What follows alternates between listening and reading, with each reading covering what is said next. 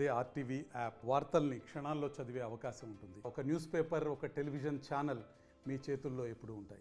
మనతో పాటు కేంద్ర మంత్రి కిషన్ రెడ్డి ప్రస్తుతం రాష్ట్రంలో ఉన్నటువంటి పరిస్థితుల గురించి ఒక్కసారి మాట్లాడించే ప్రయత్నం చేద్దాం. కిషన్ రెడ్డి గారు, ఇంత వరద ప్రభావం జరిగినటువంటి చోట ఎక్కడ కూడా కేంద్ర మంత్రులు కానివ్వండి, కేంద్రం నుంచి ఎవరు కూడా పర్యటించట్లేదు, బీజేపీ కూడా ఎక్కడ కూడా సహాయక చర్యలు పాల్గొనట్లేదు, ఒక విమర్శ వస్తుంది. ఎవరు చెప్పారు మీకు? మా పార్టీ అన్ని మండల కమిటీలు కావచ్చు, పట్టణ కమిటీలు కావచ్చు, జిల్లా కమిటీలు కావచ్చు, పూర్తి స్థాయిలో నిమగ్నమైనారు. మీరు సోషల్ మీడియాలో చూడొచ్చు. అనేక ప్రాంతాల్లో కూడా రిలీఫ్ యాక్టివిటీలో చాలా చురుకైనటువంటి పాత్ర పోషిస్తున్నారు. వాళ్ళకి కావాల్సినటువంటి పాలు కావచ్చు, బియ్యం కావచ్చు, ఆహార పొట్లాలు కావచ్చు, షెల్టర్ కావచ్చు ఇస్తూ ఉన్నాం. ప్రభుత్వ అధికారులకు అన్ని రకాలుగా సహాయ సహకారాలు అందిస్తున్నాం. కేంద్ర ప్రభుత్వానికి సంబంధించినటువంటి ఎన్డీఆర్ఎఫ్ బృందాలు పూర్తి స్థాయిలో రాష్ట్ర ప్రభుత్వము ఎక్కడ కావాలంటే అక్కడ వెళ్ళి రాష్ట్ర అధికారులు చేయలేనటువంటి క్రిటికల్ యాక్టివిటీలలో కూడా వాళ్ళు పాల్గొని రాష్ట్ర ప్రభుత్వ యంత్రాంగానికి అన్ని రకాలుగా సహకారం అందిస్తున్నాం. ఈరోజు కేంద్ర ప్రభుత్వం తరఫున కూడా నిధులు, డిజాస్టర్కి సంబంధించినటువంటి ఎస్డీఆర్ఎఫ్కి సంబంధించిన నిధులు ఈరోజు ఉన్నాయి. కేంద్ర ప్రభుత్వం ఇచ్చిన నిధులు 1000 నుంచి 1300 కోట్ల రూపాయలు ఉన్నాయి.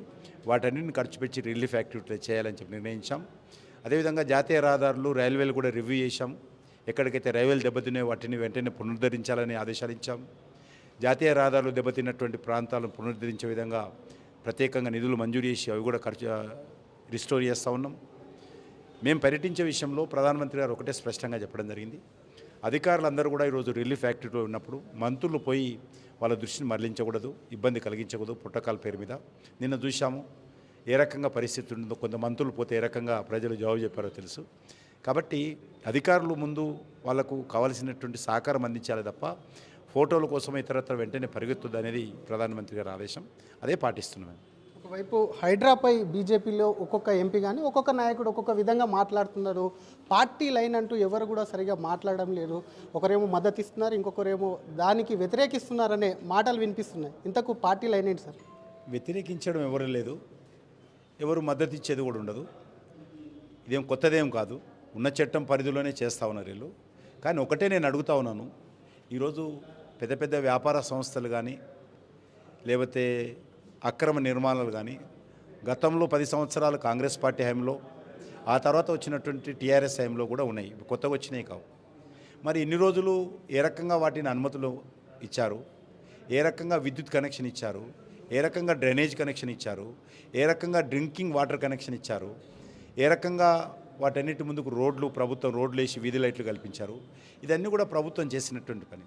కాబట్టి ఈరోజు మాకు నిద్రలేశాము, మాకు కలవడ్డది రాత్రి అనే విధంగా వ్యవహరిస్తే మంచిగా ఉండదు. అన్నిటికంటే ముఖ్యంగా నేను కోరేది ఒకటే, ముఖ్యంగా పేద ప్రజలు ఎక్కడైనా ఉంటే వాళ్ళకు ప్రత్యామ్నాయం కల్పించాల్సిన బాధ్యత ఉంది. ఇప్పటికీ అనేక రకాల తీర్పులు వచ్చినాయి. ప్రభుత్వ భూములలో ఎవరైతే మరి గుడిసెలు వేసుకునో నివాసం ఉంటున్నటువంటి ప్రజలు ఎవరైనా ఉంటే వారిని తొలగించండి, తప్పులేదు. కానీ వాళ్ళకు ప్రత్యామ్నాయం చూపించాల్సిన బాధ్యత కూడా రాష్ట్ర ప్రభుత్వం మీద ఉన్నది. Number 1. Number 2, middle class families చాలామంది ఎవరో ప్లాటింగ్ చేస్తే తెలియక మరి ఆ ప్లాట్లు కొనుక్కొని ఇల్లు నిర్మాణం చేసుకుంటే ఈరోజు వచ్చి కూలగొడుతున్నారు. ఇప్పుడు ఆ మిడిల్ క్లాస్ ఫ్యామిలీస్ అప్పులు తీసుకొని బ్యాంకుల ద్వారా ఉద్యోగస్తులు, ప్రైవేట్లో పనిచేసే వాళ్ళు ఇల్లు కట్టుకుంటే ఈరోజు మీరు రాత్రి కూలగొడితే వాళ్ళకు జవాబుదారు ఎవరు? గతంలో ఆ ఇండ్లకు మీరు ఏ రకంగా విద్యుత్ కనెక్షన్ ఇచ్చారు, ఆ ఇండ్ల మీద ఏ రకంగా ట్యాక్స్ వసూలు చేశారు, రోడ్లు వేశారో ఈరోజు ప్రభుత్వం చెప్పాలి. దీని వెనుక ఉన్నటువంటి మరి అనేక లొసుగులు ఉన్నాయి.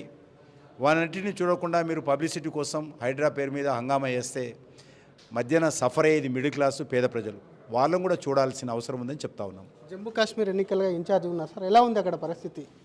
తప్పకుండా జమ్మూ కాశ్మీర్లో కుటుంబ పార్టీలు, అవినీతి పార్టీలను ఓడిస్తాము. అక్కడ ప్రత్యామ్నాయంగా భారతీయ జనతా పార్టీ అధికారంలోకి వస్తుంది. సెప్టెంబర్ 17 గురించి ఒక్క మాట. ఎందుకంటే రాష్ట్ర ప్రభుత్వం ఎందుకు నిర్వహించలేకపోతుంది? ఇప్పటికీ ప్రభుత్వం మారింది, పార్టీ మారింది. ఇంతకుముందు కూడా చెప్పాను, అవి కూడా క్లిప్పింగ్స్ తీసుకోండి. మీకు అందరికీ తెలుసు, మేము ప్రతిపక్షంలో ఉన్నప్పుడు అనేక పోరాటాలు చేశాం. ఎందుకంటే ఈరోజు మనం చూస్తూ ఉన్నాం, ఒక వ్యక్తి జన్మదిన ఉత్సవాలు నిర్వహించుకుంటాడు, ఒక సంస్థ వార్షికోత్సవం నిర్వహించుకుంటుంది. కానీ ఇంత పెద్ద రాష్ట్రంకి స్వాతంత్రం వచ్చిన రోజును మాత్రం నిర్వహించుకోము. మనము 15th ఆగస్ట్ చేస్తుంటాము, 26 జనవరి చేస్తుంటాము, అనేక ఉత్సవాలు చేస్తాం. కానీ తెలంగాణ అవతరణ దినోత్సవాలు చేస్తాము, ఆవిర్భావ ఉత్సవాలు చేస్తాము.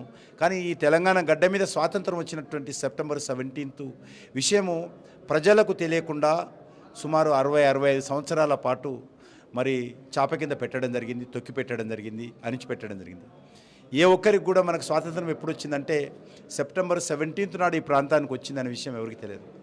ఎందుకంటే మజ్లిస్ పార్టీకి భయపడి అంతకుముందు కాంగ్రెస్ పార్టీ కావచ్చు, ఆ తర్వాత వచ్చినటువంటి బీఆర్ఎస్తో సహా ఇతర పార్టీలు కావచ్చు, అనేక రకాలుగా వాళ్ళకు అడుగులకు మడుగులొత్తుతూ ఈ విషయాన్ని దాచిపెట్టడం, తొక్కిపెట్టడం జరిగింది.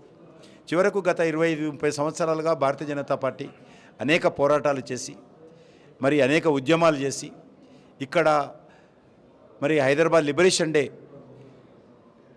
నిర్వహించాలని చెప్పి అధికారపూర్వకంగా నిర్వహించాలని పోరాటాలు చేస్తే మా మీద అక్రమ కేసులు పెట్టారే తప్ప, మమ్మల్ని జైలుకు పంపించారే తప్ప ప్రభుత్వం చేయలేదు. చివరకు నరేంద్ర మోడీ గారు మరి మొన్న ప్రధానమంత్రి అయిన తర్వాత రెండోసారి గత 2 సంవత్సరాలుగా ఆజాద్ కా అమృత్ మహోత్సవ్ కార్యక్రమం సందర్భంగా కేంద్ర ప్రభుత్వం తరఫున నేరుగా ఈ యొక్క అధికార ఉత్సవాలు నిర్వహించే కార్యక్రమం కొనసాగించాం. ఆ తర్వాత సంవత్సరం కూడా కొనసాగించాం. ఇప్పుడు ఒక నిర్ణయం తీసుకోవడం జరిగింది. కంటిన్యూగా రానున్న రోజుల్లో కేంద్ర ప్రభుత్వం ఆధ్వర్యంలో హైదరాబాద్ లిబరేషన్ డే ఉత్సవాలు నిర్వహించాలని నిర్ణయం తీసుకున్నాం.